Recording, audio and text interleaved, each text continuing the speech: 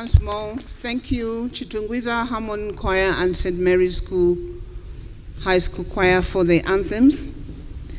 A very good morning and welcome to the SADC meeting of ministers of environment, responsible for environment, natural resources, and tourism. My name is Barbara Lopi from the SADC Secretariat. I will be your Director of Ceremony for this opening session. Distinguished Honorable Ministers, distinguished invited guests,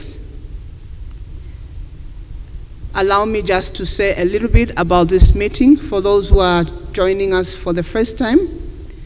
The SADC meeting of ministers responsible for environment, natural resources, and tourism is a key regional meeting where ministers from this sector convene to discuss priority issues in the sectors and also strategies and initiatives aimed at conservation, sustainable resource management, and tourism development. I would like to begin by recognizing our high table, starting with our chairperson this morning, Honorable Dr. Evelyn Ndlovu, Minister of Environment, Climate and Wildlife for the Republic of Zimbabwe, and the chairperson of this committee. Shall we please applaud for the minister? Thank you. Seated next to the minister, we have the Executive Secretary of SADC, His Excellency Mr. Elias Mpedi Mahosi. And up here, we have the chairperson of the Committee of Senior Officials, Ambassador Thaddeus Chifamba, Permanent Secretary in the Ministry of Environment, Climate and Wildlife, the Republic of Zimbabwe. And last but not the least, seated next to the SADC Executive Secretary is the Deputy Executive Secretary responsible for regional integration at the SADC Secretariat, Madam Angel Makombo Ntumba. I would like to recognize all the honorable ministers from the SADC member states represented here and the deputy ministers. We would like to recognize our invited guests, the cooperating partners. Some of them will be making statements and we'll get to know them. We would like to recognize also the senior officials present here, the representatives from SADC Transfrontier Conservation Areas, CEOs from TFCA, and all invited guests, SADC Secretariat staff, officials from the government of the Republic of Zimbabwe, members of the media. Once more, a very good morning to you all. Our program this morning will be as follows. We will start with the introductory remarks from the Executive Secretary of SADC, and thereafter we're going to have statements from our cooperating partners, namely the ambassador for His Excellency Mr. Jobst van Kitchman, ambassador of the European Union to the Republic of Republic of Zimbabwe, followed by His Excellency Mr. Udo Vos, ambassador of the Federal Republic of Germany to the Republic of Zimbabwe. And then we're going to have the statement from the chairperson, our host minister, and followed by a video, and that will conclude our opening session. At this point, Chairperson, allow me now to invite the Executive Secretary of SADC His Excellency Mr. Elias Mpedima Hosi to deliver the introductory remarks. Thank you.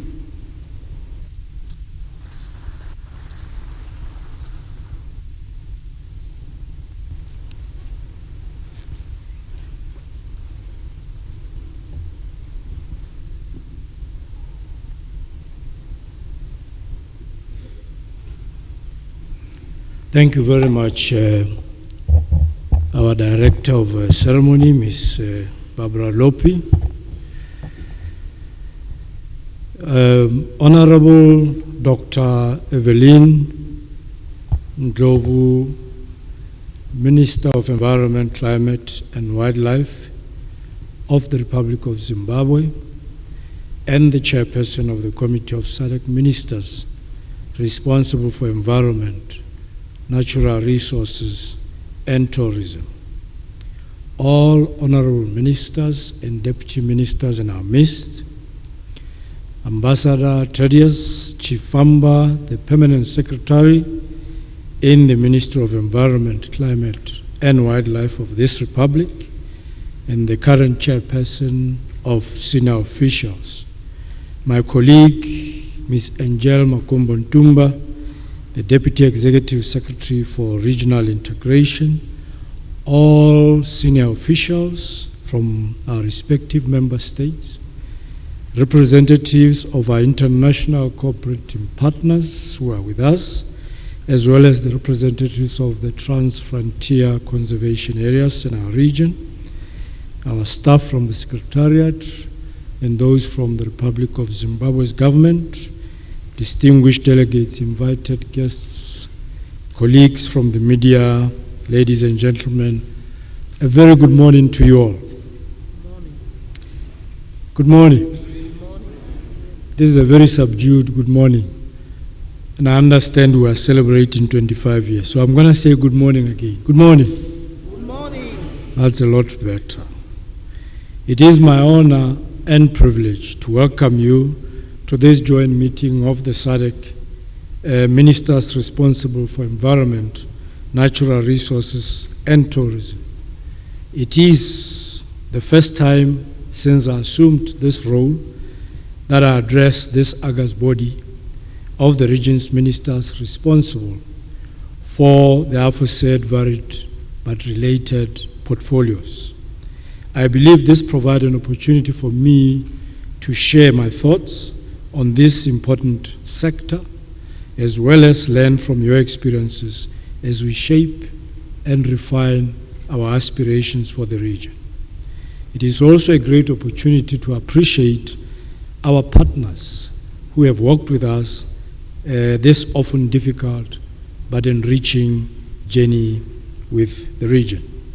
I would like to extend my sincere gratitude to the government and the people of the Republic of Zimbabwe for hosting this important meeting, and for the usual warm welcome and hospitality extended to all of us since our arrival. A special thanks goes to you, Honorable Minister Dr. Evelyn Ndlovu, for your leadership in making this engagement a reality, pulling all the necessary resources towards making it happen. I'd also like to thank all ministers and deputy ministers from our region for making the time to be part of this meeting. We know your schedules are very packed, but you made the choice nonetheless to be part of this important engagement. Your presence here, in my view, attests to your commitment to environmental protection and sustainable resource management in the SADC region. As you are probably aware, this meeting, which occurs every 2 years, is convened to assess progress on the implementation of agreed actions, focusing on key interlinked sectors of wildlife, forestry, tourism, and environment. Honourable Ministers, today's meeting is held during an important milestone in our history, the celebration of 25 years of cooperation in implementing trans-frontier conservation areas in the SADC region. During this period, the region has grown from a single park to a network of 13 transfrontier conservation areas, covering nearly 1 million square kilometers across the region. It is pleasing to report that these transfrontier conservation areas, or TFCAs, now include more than half of all protected areas within SADC, cementing our shared vision that wildlife and natural resources transcend political boundaries and societies.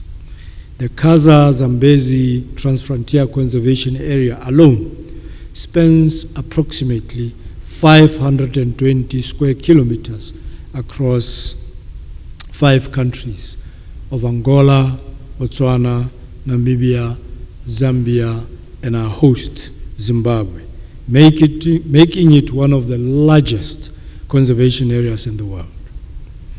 According to the 2023 Kaza Elephant Survey, this TFCA alone is home to over 220 elephants, which is more than half of Africa's remaining savanna elephants. You can relate with the magnitude. This, to me, is testament to our bold transboundary conservation vision and prudent use of our natural resources, which have been depleted in other parts of our continent and the world at large. Wildlife conservation is critical, not only for ecosystems, but also for livelihoods of communities through tourism and conservation-driven industries. In 2019, the wildlife economy was estimated to be around $31.5 US dollars, contributing about 4.6% of SADC's GDP. Your meeting today will assess progress in implementing key regional strategies and instruments that promote effective conservation and sustainable use of wildlife as we continue our efforts to improve the livelihoods of our communities and drive sustainable development of our region. I'm pleased to report, Honourable Ministers, that Southern Africa remains a global stronghold for wildlife, carrying some of the largest populations of elephants as well as rhinos. Botswana alone is home to roughly 130,000 elephants, roughly 1/3 of Africa's remaining elephant population, while Zimbabwe, where we are today, holds about 100,000 of these majestic animals. So you can now relate with these two countries carrying the bulk of these animals and the attendant devastation, as it were, on the ecosystems.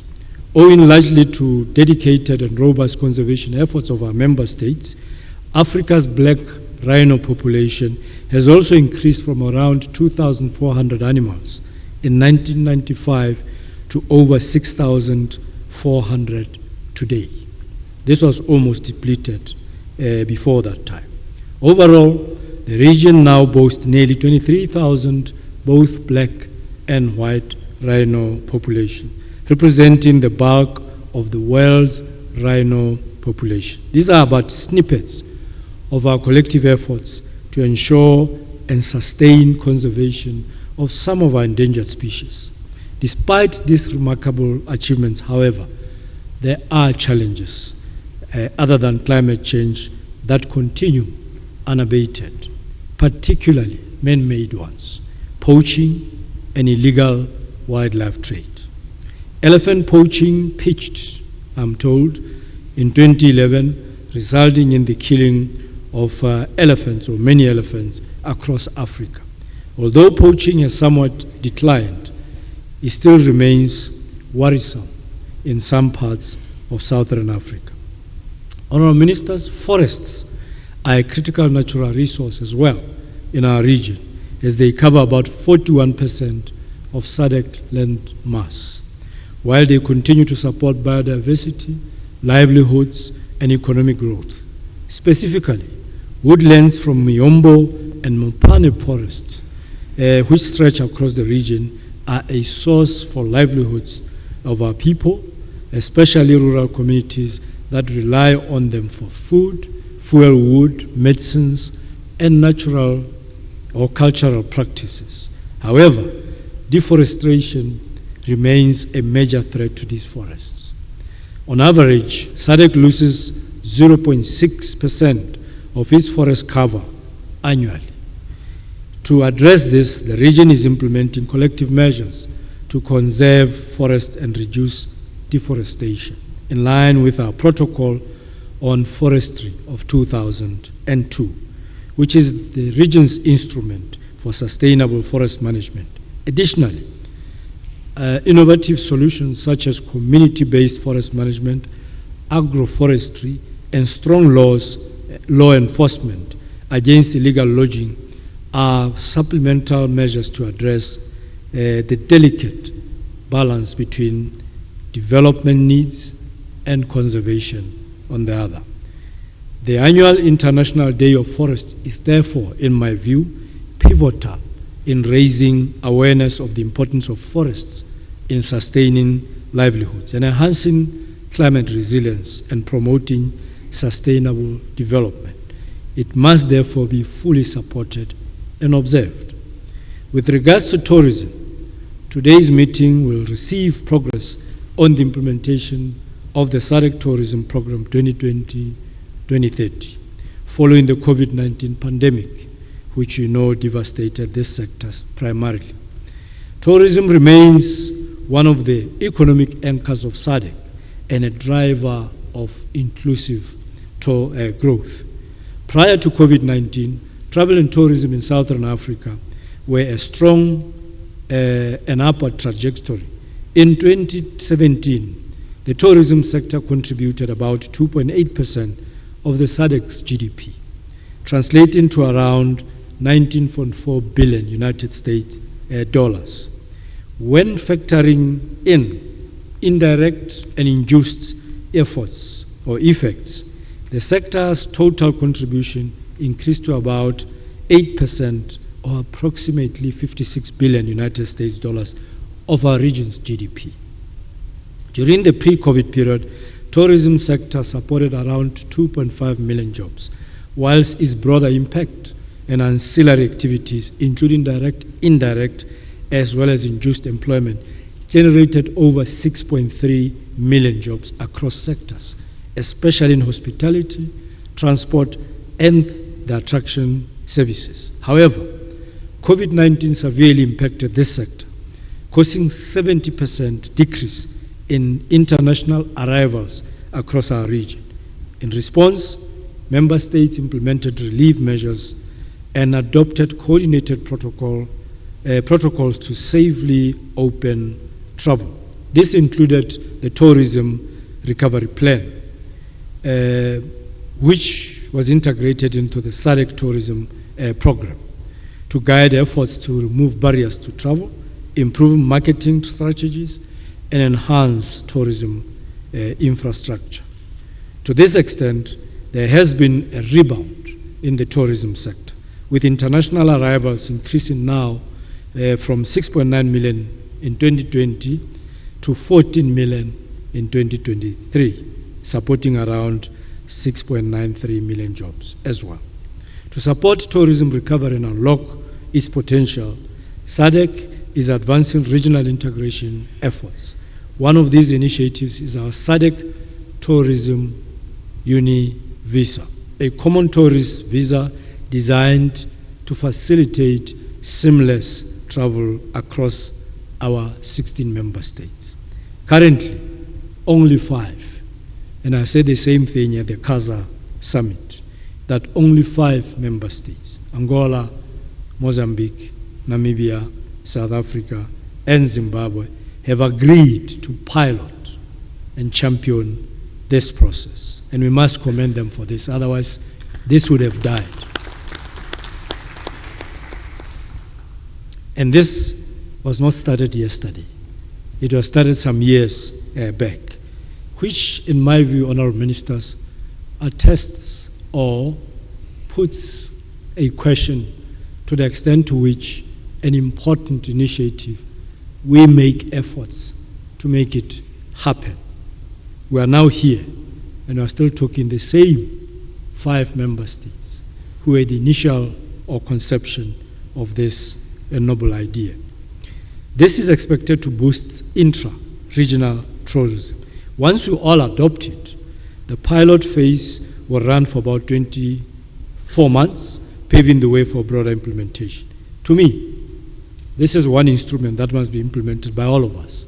In fact, the Excellencies at the Casa Summit made this commitment, and that it should now be included. And I think there is a minister here from Zimbabwe who is actually reading out the decisions or recommendations from the Casa Summit, that it now has to be rolled out to all of us. I expect, Honourable Minister, and all of us today that this will become a reality.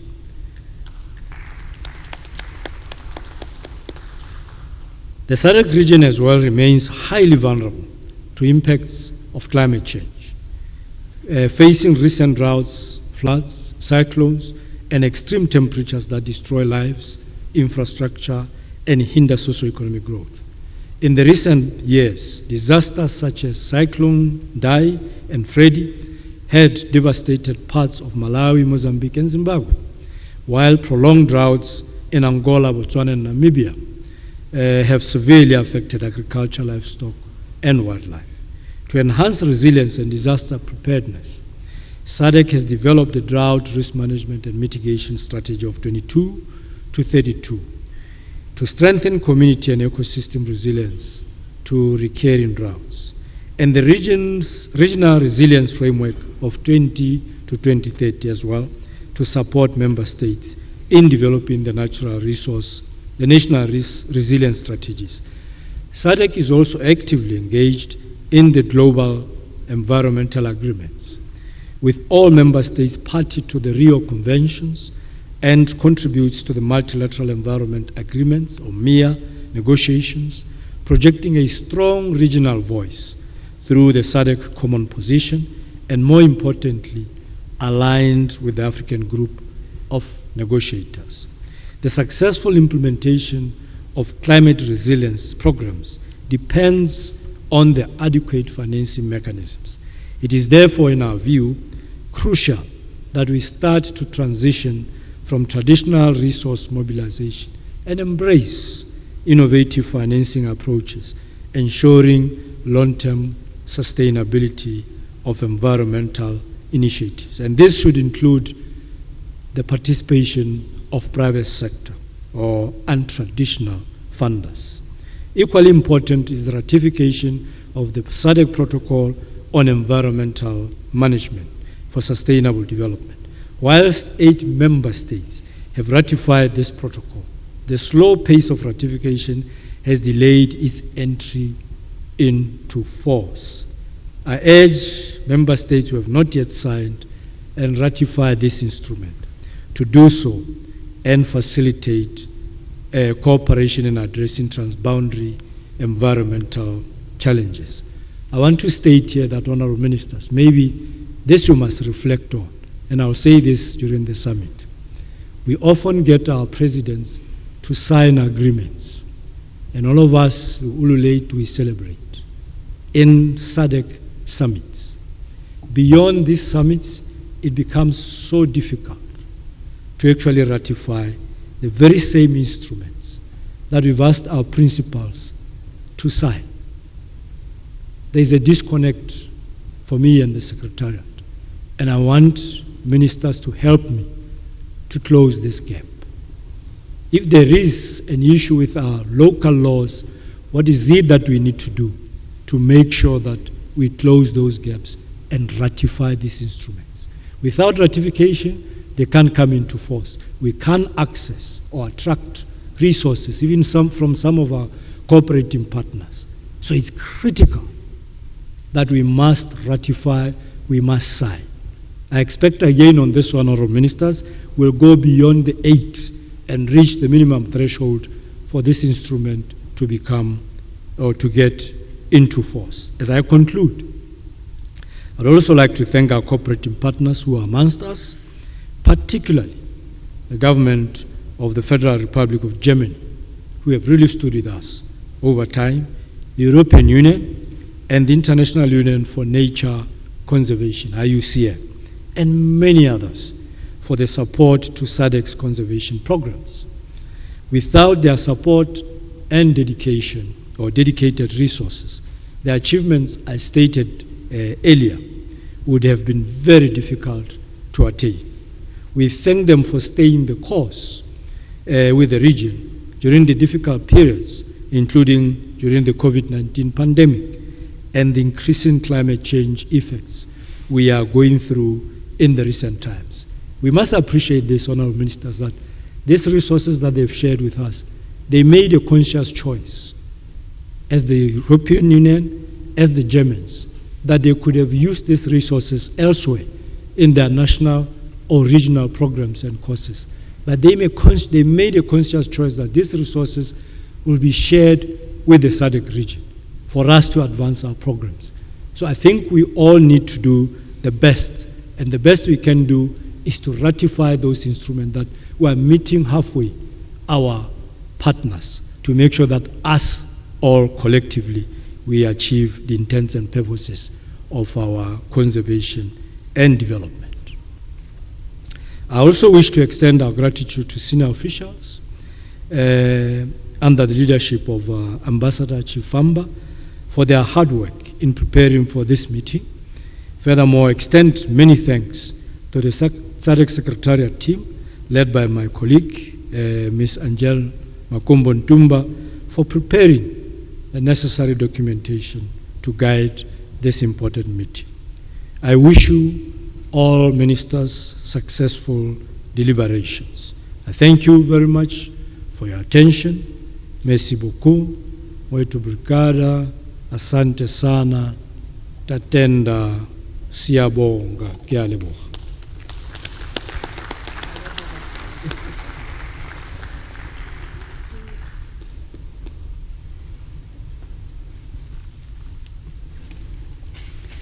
Thank you, SADC Executive Secretary, Mr. Elias Mahosi, for those remarks highlighting significant successes in regional conservation, sustainable development, and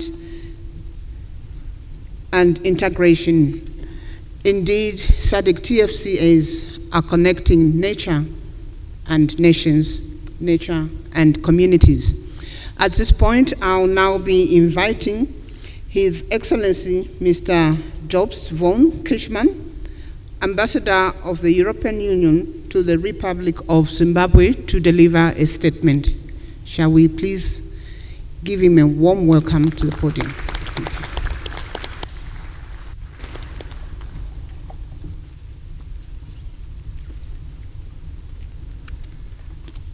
Thank you, Master of Ceremonies.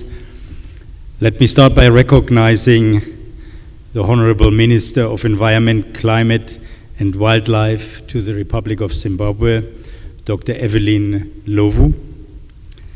His Excellency Elias Mpedi Magosi, the SADC Executive Secretary, Ambassador Thaddeus Chifamba, the Permanent Secretary to the Ministry of Environment, Climate and Wildlife, Ms. Angel Akombo Ntumba, Deputy Executive Secretary for Regional Integration in SADC, my dear colleague, the German Ambassador Udo Volz, dear SADC member states, ministers responsible for environment, natural resources and tourism, dear SADC representatives and delegates, all protocols observed.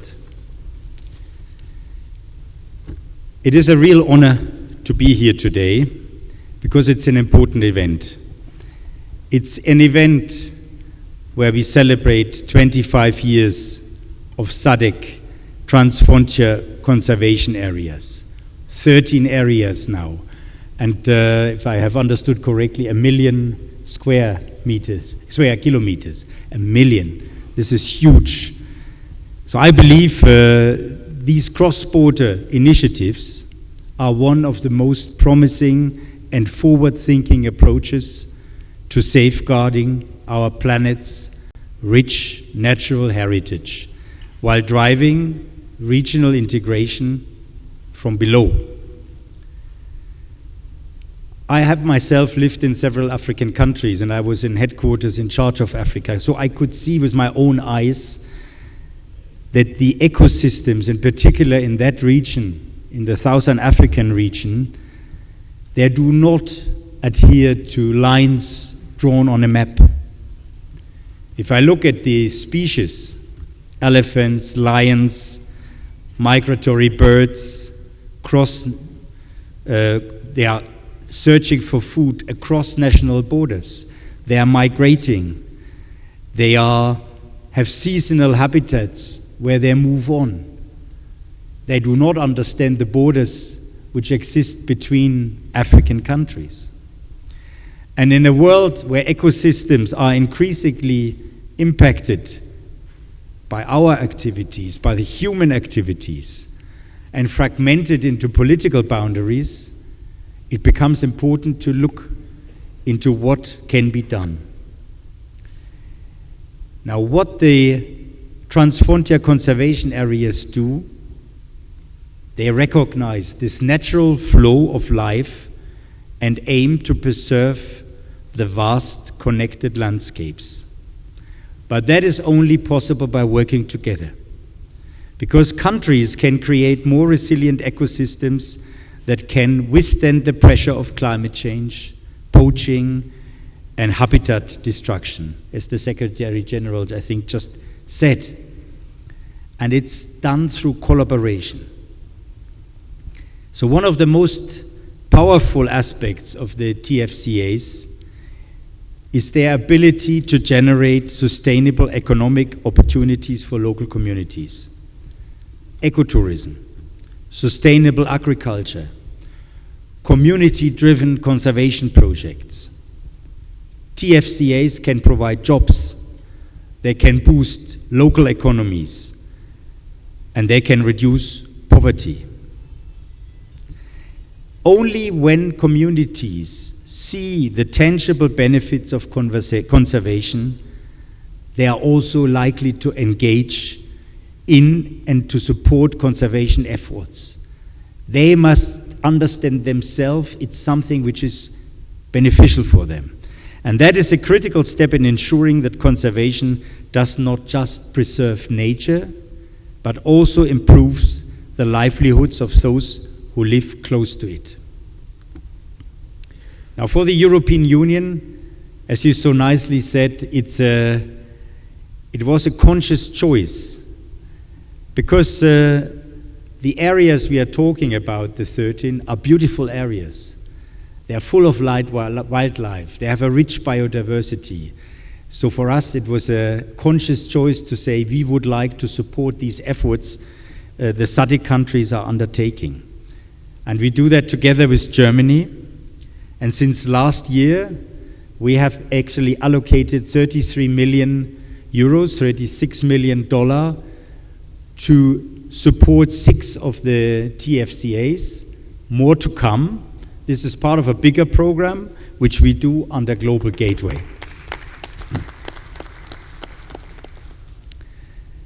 Now, the initiative which we use to support the TFCAs is called Natur Afrika. Now, what is that, Natur Afrika? Well, Natur Afrika has 3 pillars. The first one is biodiversity conservation. Now, that sounds technical and abstract, but what does it mean in reality? And I will give you 2 examples. You were talking about, I think the biggest one is the Kavango-Zambezi TFCA with 520,000 square kilometers. Within, you have the Okavango Delta in Botswana. This is not only one of the largest inland deltas in the world, but it provides clean water to hundreds of thousands of people. And of course you have wildlife, and you have hippos and elephants, and you have birds, but it also provides water. So conserving biodiversity is not only crucial because you have species living there, but it's also crucial for the communities. The second pillar is green economy. Now, when we talk about environmental protection, we should think about turning that into an economic opportunity. And again, I would like to give you an example. In Namibia's communal conservancies, for example, the communities manage wildlife on their own lands, and they have revenue through ecotourism. Before coming here, I was just talking to the Honorable Minister. I think in Zimbabwe, there's a lot of room for doing ecotourism and have a similar model as well. In Zimbabwe, we also have sustainable agriculture, which goes hand in hand with conservation. So you can have that. You can, for example, restore degraded land using agroecological practices such as intercropping or organic composting. And then there's a third pillar to Natur Africa, and that's governance based on partnerships. Now, as I said at the beginning, when we look at the TFCAs, they are not in one country. They are vast. They stretch over several countries. So a strong partnership between you is the backbone of long-term conservation success. So Natur Africa invests in building robust, transparent governance frameworks at all levels. For example, we support the CASA Secretariat. We reinforce the cooperation between countries. And so the partnerships bring together governments, civil society, the private sector, and local stakeholders.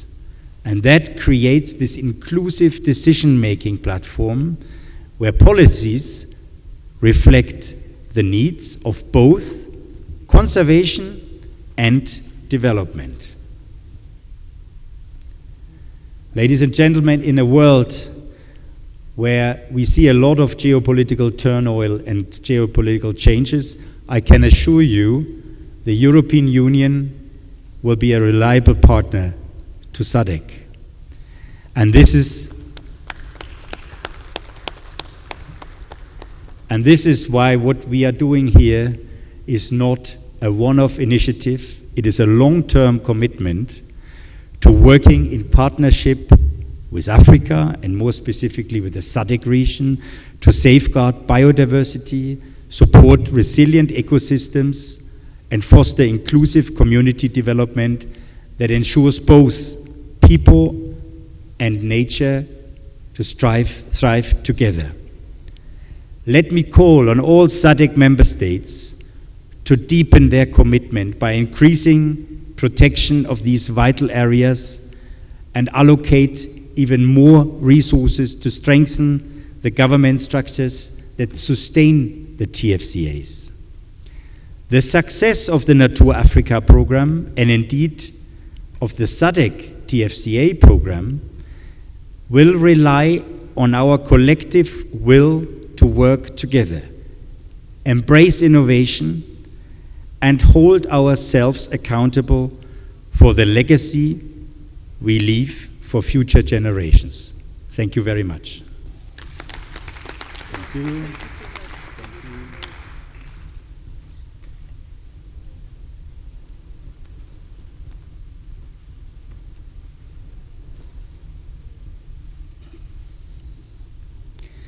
Thank you, Your Excellency, Ambassador Jobs von Cashman of the European Union to the Republic of Zimbabwe, for those remarks. We will now have the next statement from His Excellency Udo Volz, Ambassador of the Federal Republic of Germany to the Republic of Zimbabwe. Shall we welcome him to the floor? Thank you.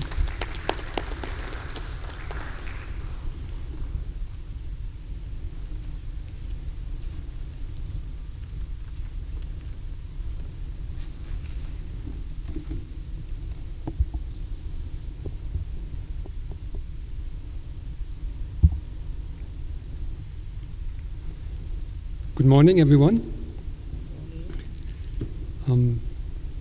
the Honorable Dr. Evelyn Lobo, Minister of Environment, Climate Change and Wildlife of the Republic of Zimbabwe, the host of the Council today and the Chairperson of the Council for the Ministers of Environment, Natural Resources and Wildlife, Honorable Ministers and Deputy Ministers of SADC member states, His Excellency the Executive Secretary of SADC, Elias Magoshi, the Deputy Executive Secretary, Ms. Makombo Ntumbo, the Chairperson of the Senior Officials Meeting, Ambassador Chifamba, Permanent Secretary of the Ministry of Environment, Climate and Wildlife of the Republic of Zimbabwe.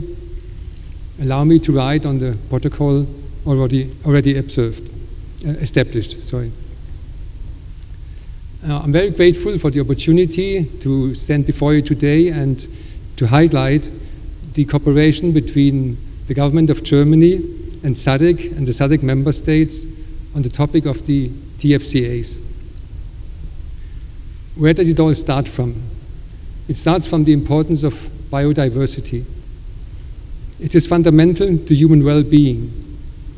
Biodiversity conservation plays a critical role in maintaining ecosystem stability and thereby supporting life on Earth.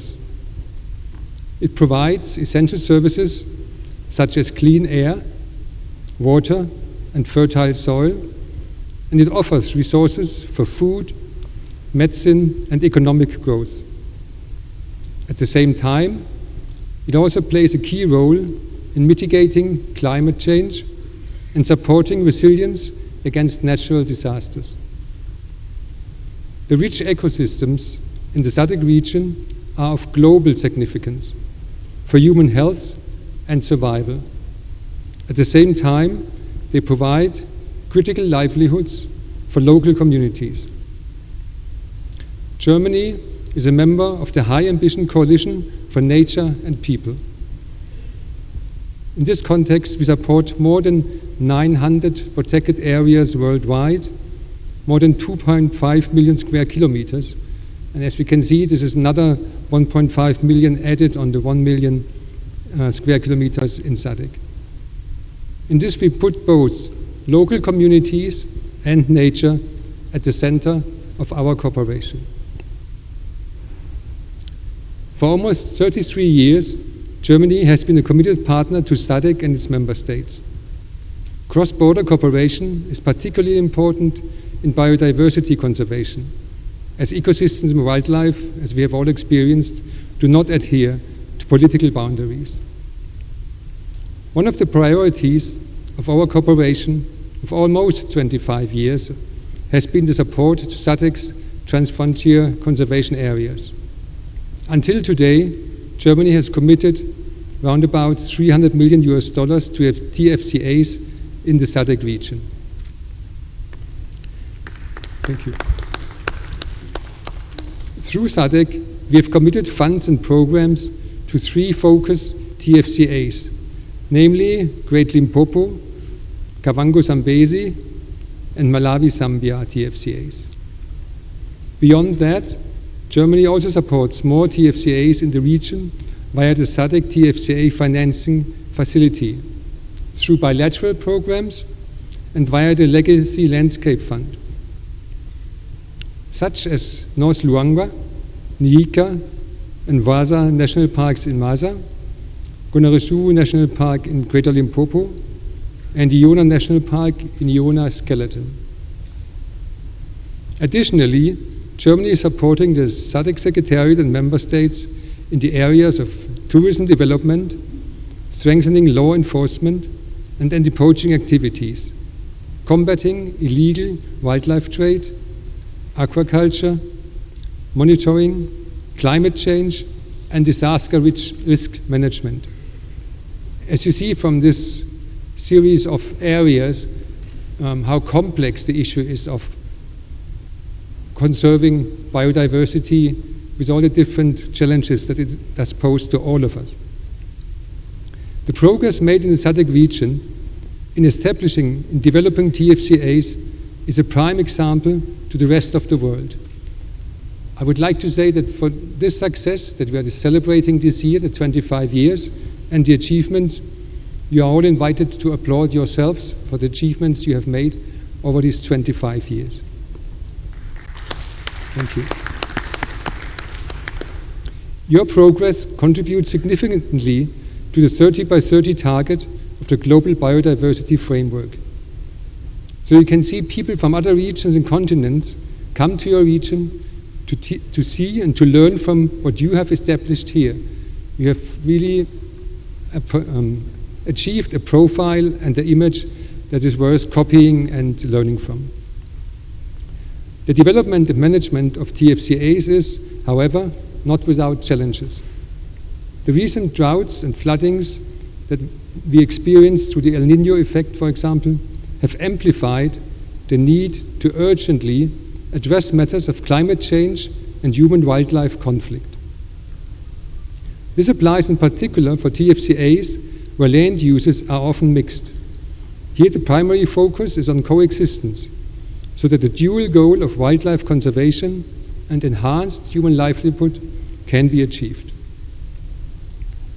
The recently approved SADC TFCA program, the LEAP program strategy, and the SADC Wildlife-Based Economy Strategy Framework provide important orientation to guide both domestic policies and local implementation. As a member of the EU, Germany also partners closely with the relevant EU programs, as you have heard of by my dear colleague Jobst von Kirchmann. And we therefore welcome the EU for starting its support via the Nature Africa program in 2024. And I heard when the Executive Secretary said that Germany has dedicated funds that they could have used otherwise. I think there has to be a common understanding and a common approach to securing wildlife and biodiversity around the globe. And we must admit that unfortunately in Europe it has been much reduced and much limited, and especially reduced when it comes to species and to areas. So I think it's an expression of this joint responsibility that we see, that we do support SADC, and we have all interest also to continue with this cooperation between Germany, SADC and its member states. To conclude, I would like to say that I'm hopeful that this first SADC TFCA conference and summit will further strengthen the TFCA vision and mission at the highest political level, which will also look at this matter tomorrow. Your high ambition, commitment and ownership will be the basis for achieving more for both local communities and nature. The valuable magnitude of knowledge and experience of 25 years of TFCAs gathered here in Zimbabwe, in Harare, this week should allow for more success to come. Thank you. Tatenda, Siyabonga.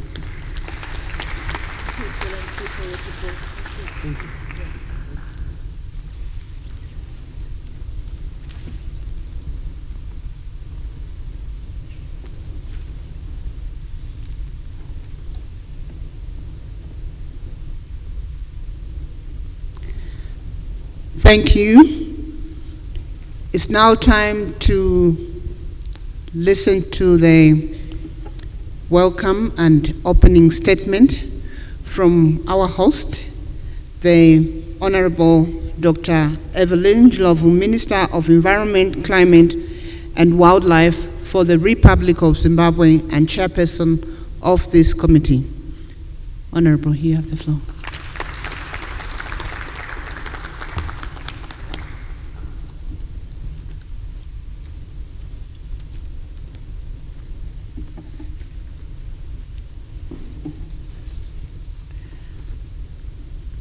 A very good morning to you all. Well, it's now good day, eh? The SADC Executive Secretary, His Excellency Mr. Elias Fedi Mahosi, the Acting Minister of Tourism and Hospitality Industries in Zimbabwe, Honorable Jennifer Muswere, colleague ministers from the SADC member states, Excellency ambassadors here present, who have been very supportive to us, we recognize you. Senior officials from the SADC member states and the Secretariat, members of the media, ladies and gentlemen, comrades and friends.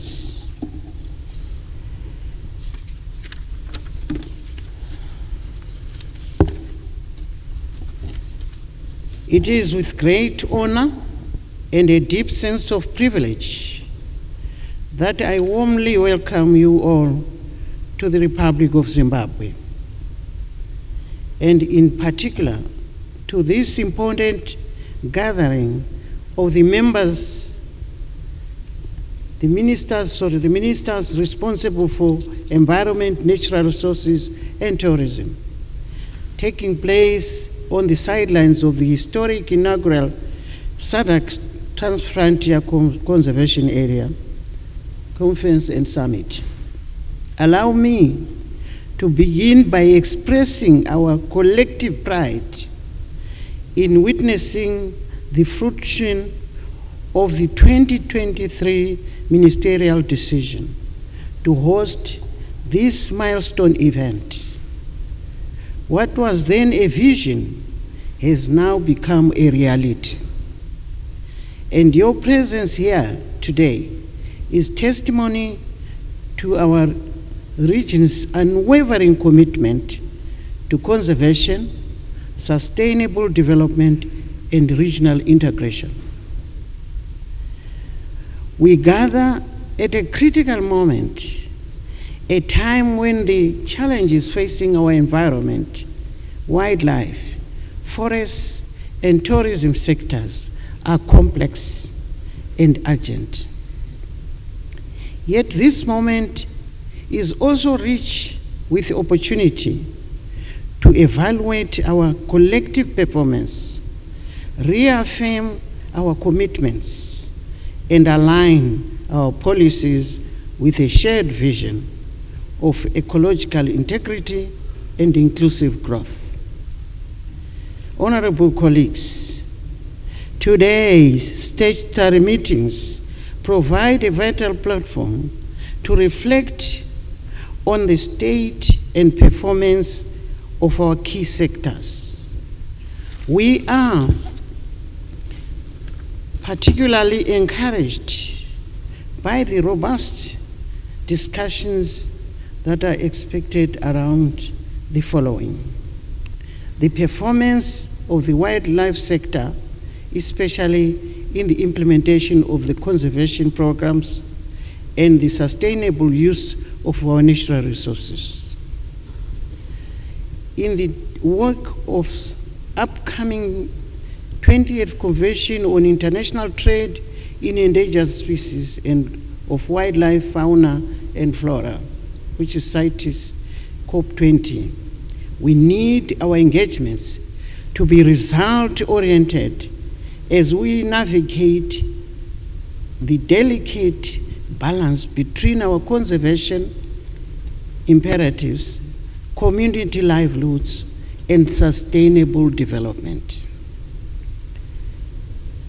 The forest sector, whose sustainable management remains critical for climate resilience and rural development and maintenance of a balanced ecosystem services.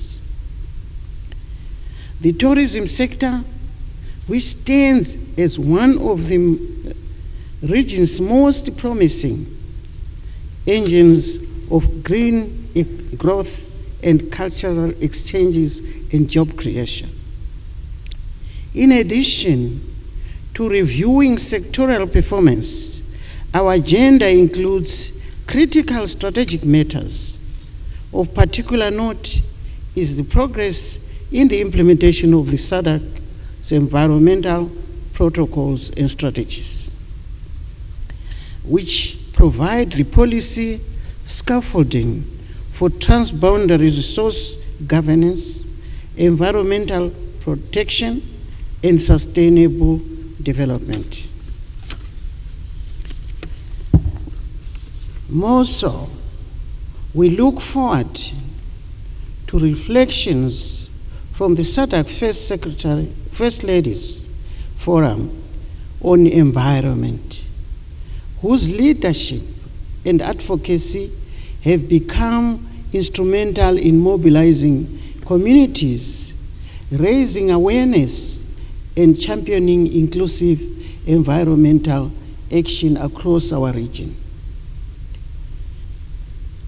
Excellencies, ladies and gentlemen, this meeting takes place with the wider context of the FTCA Conference and Summit, which celebrates SADC TFCA 25 years. 25 years of cooperation for regional integration and sustainable development. This milestone reminds us that long-term impact is only possible when driven by political will, coherent policies, strong institutions, and the meaningful inclusion of our communities throughout the processes. Let us therefore use this statutory platform not only to review performance, but to strengthen alignment, enhance coordination, and catalyze performance action. We must move from dialogue to delivery, ensuring that the resolutions we make here translate into tangible outcomes for our people and the ecosystem in our respective countries. On behalf of the government of Zimbabwe, I wish to reaffirm an unwavering commitment to the SADC environmental agenda and to fostering partnerships that elevate our collective capacity to protect and sustainably harness the natural wealth of our region. As hosts, we are deeply honored to welcome you and stand ready to support the success of your deliberations. May this gathering be productive, strategic, and a springboard for renewed energy as we tackle the urgent and exciting environmental agenda before us. I thank you, and I wish you fruitful deliberations post these speeches. I thank you. Thank you, Excellency. Thank you.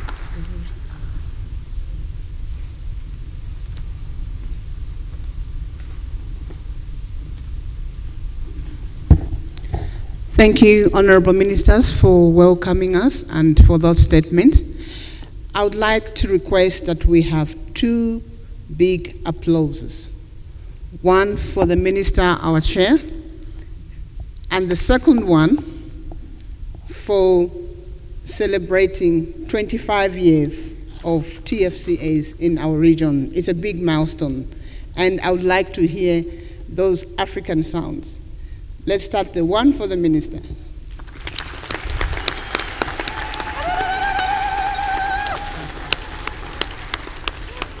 And the next one to us for our celebration.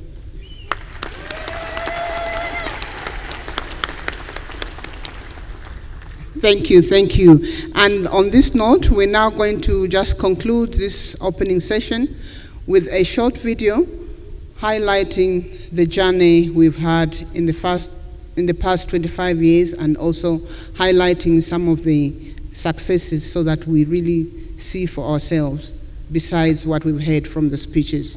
Thank you.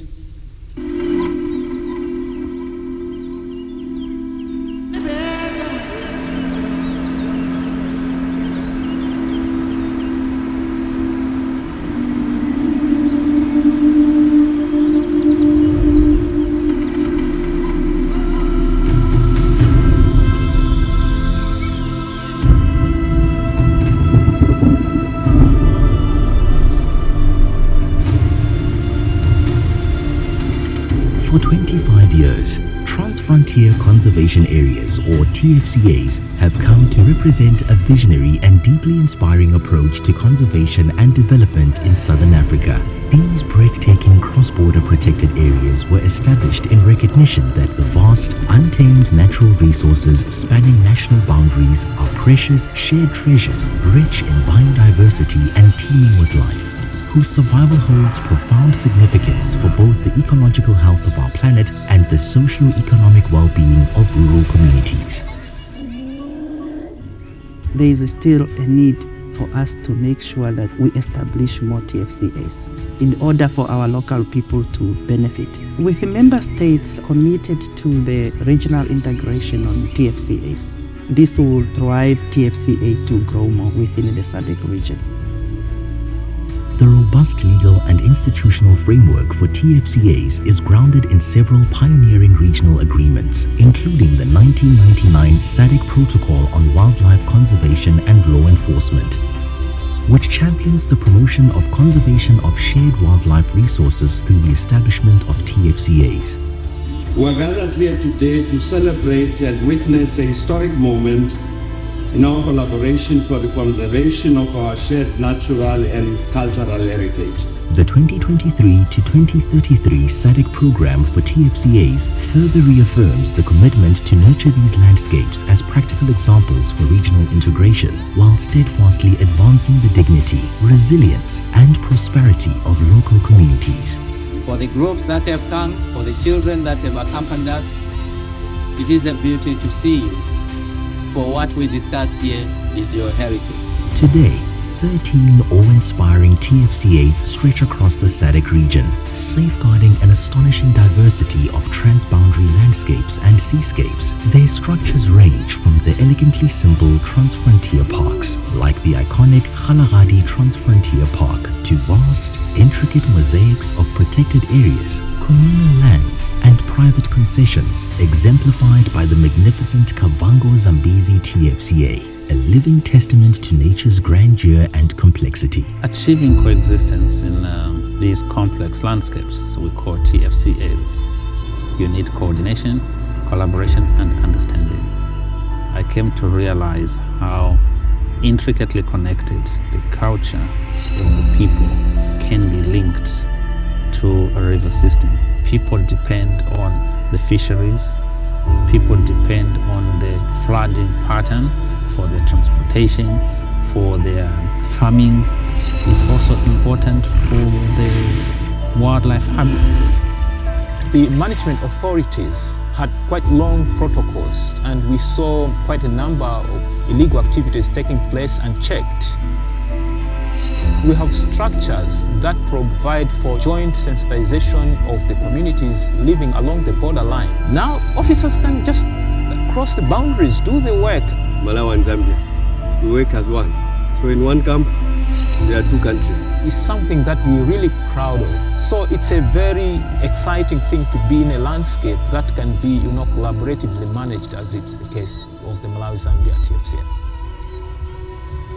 The SADC Tourism Program 2020 to 2030 offers a bold and comprehensive roadmap for the sustainable development of tourism that celebrates rather than exploits the natural world. I have great respect for the Orange River. It seems quite sometimes, but there's places where it is quite deep. It is very important for South Africa and Namibia to work together, especially with our trips, with our kayaking trips. One night you sleep on the South African side, the other night on the Namibian side, just for the clients to experience the collaboration of two countries and to be in both countries at once. If we make it easy for people to move freely, then we are guaranteed of more business. We are guaranteed of bettering our economy. I think the people, when they see the falls for the first time, they feel like they are in some very special place, and indeed they are at a special place. Across Southern Africa, TFCAs are proving that borders don't have to divide nature and people. But the creation of TFCAs is not without its challenges. However, through incredible collaborative efforts, we have turned these into immense successes. the Kgalagadi Transfrontier Park, straddling Botswana and South Africa, became the world's first transfrontier park in 1999, with seamless movement of tourists within the landscape. It set the stage for others to follow, boosting wildlife movement and tourism across national boundaries. Lubombo TFCA, shared between Eswatini, Mozambique and South Africa, includes the first marine TFCA in Africa. These marine protected areas within TFCAs play a vital role in conserving ocean biodiversity and supporting the livelihoods of coastal communities. In the Great Limpopo TFCA, stretching across Mozambique, South Africa and Zimbabwe, elephant migration routes have been restored, and efforts to ease tourist border crossings are gaining traction. The Kavango Zambezi TFCA, the world's largest terrestrial TFCA with the largest contiguous population of elephants. The Uni-Visa allows easier access for travel, and a new birding route is drawing eco-tourists from around the globe. Between Namibia and South Africa, the Richtersveld TFCA celebrates desert biodiversity and indigenous heritage with a new botanical garden that opened in 2024. The Greater Mapungubwe TFCA, shared by Botswana, Zimbabwe and South Africa, safeguards critical wildlife corridors and protects one of the richest archaeological landscapes in Africa. The Maloti Drakensberg TFCA, shared between Lesotho and South Africa, with its cross-border mountain heritage attracting adventure tourists from across the globe. Up the coast, the Iola Skeleton Coast TFCA linking Angola and Namibia is seeing signs of ecological recovery. Niassa Salu TFCA, shared between Tanzania and Mozambique, is the second largest in the SADC region, protecting the largest contiguous populations of lion and wild dog. And the momentum continues. New treaties are paving the way for future conservation linkages, like the Lower Zambezi Mana Pools and Zimoza TFCAs signed between 2023 and 2024. The SADC TFCAs, together with their long-standing partners, continue to stand as beacons of hope for international cooperation, conservation excellence, and community empowerment. Yet the survival of these wild sanctuaries is not guaranteed. They remain under constant threat from climate change, human encroachment, and short-term economic pressures. Protecting these irreplaceable landscapes, where the earth still breathes with ancient rhythms and wilderness rays, is a race against time, a call to cherish the natural heritage that sustains all life. Together, we celebrate progress and look forward to safeguarding Southern Africa's natural heritage for future generations to come.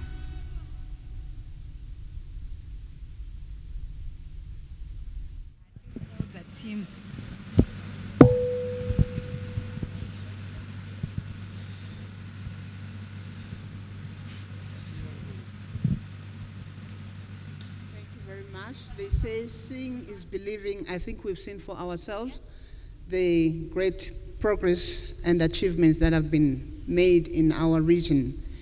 May I see if we have any CEOs from any of these TFCs in this room? CEOs from TFCs, if you're there, may you stand? We don't have. We wanted the ministers to see you and recognize your work.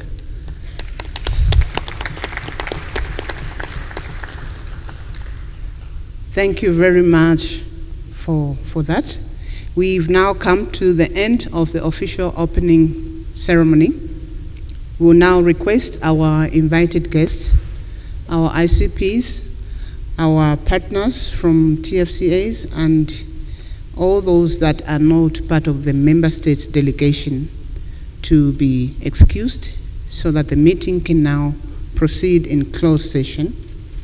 Members of the media would like to thank you all very much, and we will be with you again tomorrow and during the closing of this meeting. Thank you very much. The SADC Secretariat highlighting, of course, the closing of the opening session of the Transfrontier Conservation Areas Summit currently taking place at the Harare International Conference Center. And of course, we'll be giving you the live updates right here on the ZBC TV. However, we'll also be hearing from Monica Chanda, who is currently at the Harare International Conference Center, on the deliberations will be taking place after the 1 p.m. break.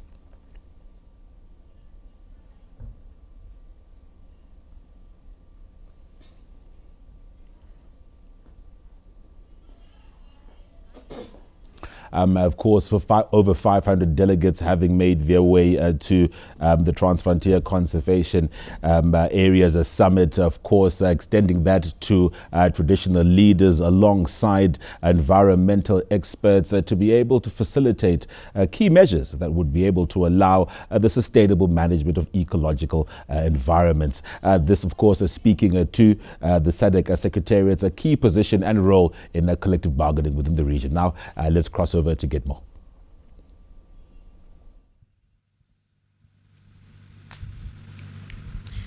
And of course, it is day 3 of the SADC Transfrontier Conservation Areas International Conference and Summit. And what we had today is, of course, the summit where we saw the senior officials of the Ministries of Environment, of Human Resources, as well as tourism convening as they were also reviewing some of those deliberations that were from the conference which took place from this Monday, the 19th. And of course, some of the recommendations that came out of those deliberations, including the strengthening of those protocols, the strengthening of some of those initiatives when it comes to the conservation of these biodiversity. Of course, the conservation of these transfrontier conservation areas. Also speaking to these issues was the need for those laws, those law enforcement laws in terms of anti-poaching. As you all know, in these conservation areas we have numerous wildlife.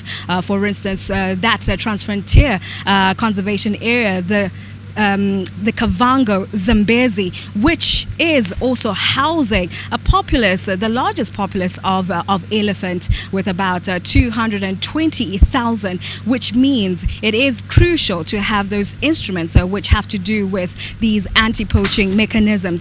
And of course, with our Minister of Environment, Climate and Wildlife, Honorable Evelyn Ndlovu, speaking to the need to see that SADC countries are coming together and strengthening on those deliberations and those investments that will protect these conservation areas, and also speaking to how 25 years on, how the SADC countries have also leveraged on these conservation areas and how tourism has played a very big part in terms of that economic growth for the SADC nations.